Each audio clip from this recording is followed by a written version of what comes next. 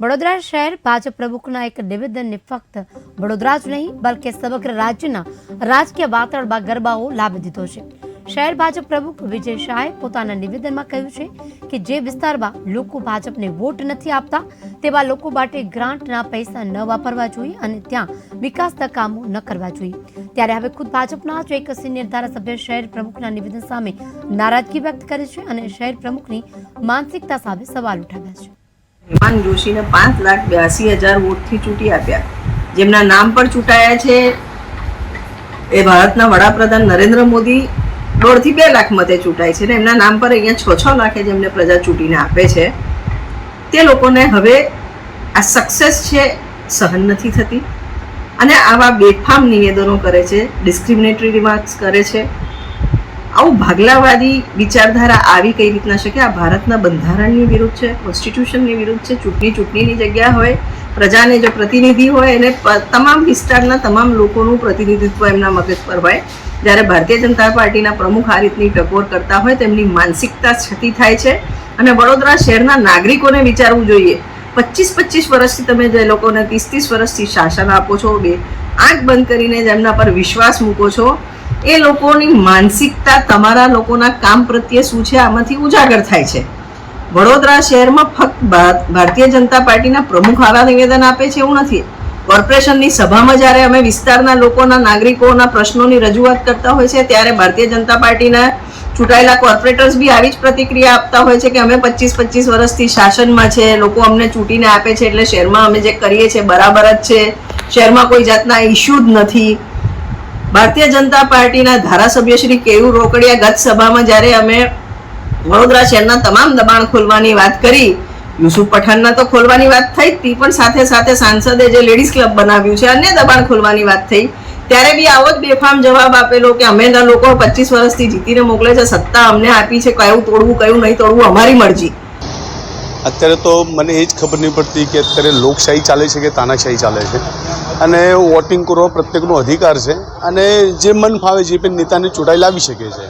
પણ જે પ્રમાણે ભારતીય જનતા પાર્ટીના પ્રમુખશ્રીએ જે નિવેદન આપ્યું છે કે જે વિસ્તારમાં અમને વોટ મળ્યા નથી ત્યાં ગ્રાન્ટ ફાળવવામાં નહીં આવે, આજે એમને એક વાત કહેવા માંગીશ કે વોટ મળ્યા નથી એનું પહેલાં સંશોધન કરે, મનોમંથન કરે, કેમ કે જે પ્રમાણે ભારતીય જનતા પાર્ટી અબકી બાર 400 પાર કરતી હતી અને એ ભારતીય જનતા પાર્ટી આજે 240 પર આવીને બેઠી છે।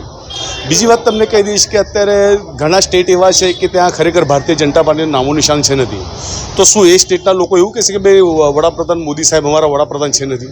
એટલે આ જે નીતિ છે આ નીતિ ખરેખર શર્મજનક જે સ્ટેટમેન્ટ આપે છે અને આને કડક શબ્દો વખોડી પાડું છું। અને બીજી વાત કે જે પ્રમાણે એમને જે ગ્રાન્ટની વાત કરી, હવે ગ્રાન્ટ જે છે એ તો લોકોના જ પૈસા છે, કોઈ નેતાઓનો પૈસા તો છે નથી કે વિજય શાહની કે પ્રોપર્ટી તો છે નથી કે પ્રોપર્ટીમાંથી તમને લોકોને ગ્રાન્ટ ફાળવી શકો। લોકોના પૈસા છે અને તમે તો જનપ્રતિનિધિ છો, તમે લોકોના પ્રશ્નને વાચા આપવા માટે તમારું એક લોકશાહીનું આ એક સિસ્ટમ છે, સિસ્ટમનો એક ભાગ છે કે લોકશાહીની અંદર તમારો જનપ્રતિનિધિ તમે ચૂંટાયેલા અને તમારી કામગીરી થાય। તમને આવી રીતે કોઈ હક દાવા કરવા નહીં જોઈએ કે જે પ્રમાણે તમે કહો છો કે અમે ગ્રાન્ટ નહીં ફાળવીએ એટલે આ તમારા પોતાના પૈસા છે નથી ને કોઈ પાર્ટીના પૈસા છે નથી, આ તો જનતાના પૈસા છે અને જનતાના પૈસા જનતાના માટે જ ઉપયોગમાં લેવા જોઈએ। અને જે પ્રમાણે તમે કહો છો કે વોટ મળ્યા નથી એનું મનોમંથન કરો, આવી રીતે જાહેરમાં સ્ટેટમેન્ટ ના અપાય। ગ્રાન્ટો નહીં ફાળવવાની આ કેટલું વ્યાજબી છે નિવેદન? એટલે જે ગઈકાલે હું હતો સ્ટેજ ઉપર ને અમારા પાર્ટીના પ્રમુખ વિજયભાઈ સાહેબે જે વાત કરી, પરંતુ એમાં હું સંમત નથી થતો। એ એમનો સ્ત્રોત છે, આદેશ કરે એટલે માનવું એવું તો છે નહીં, કારણ કે હું મારી પદ્ધતિ વર્ષોથી જે છે એ જ કરતો આવ્યો છું। એટલે એમાં કોઈ મને તો કોઈ બી સારો કોર્પોરેટર પછી ગમે તે પાર્ટીનો હોય એ કામ કરતો હોય તો હું એને બિરદાવું। ના ભેદભાવ રાખવો જ ના જોઈએ।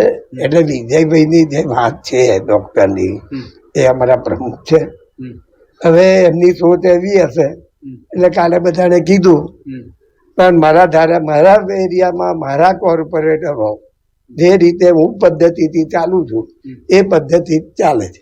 જો જયારે 90થી હું લડું ને ત્યારે આખો એરિયા કોંગ્રેસ હતો, જનતા દળ હતો, પણ જે મારી થિયરી હતી એ કોંગ્રેસના લોકોનું કામ કરવાનું, જનતા દળ વાળાનું કામ કરવાનું, એટલે પહેલા કદાચ મને વોટ નહીં આપ્યા હોય પણ હું એને કામ કરું ને તો એની જે મનોવૃત્તિ છે ને બદલાઈ જાય હમ, હમ, કે ભાઈ સાહેબ બધાનું કામ કરે છે.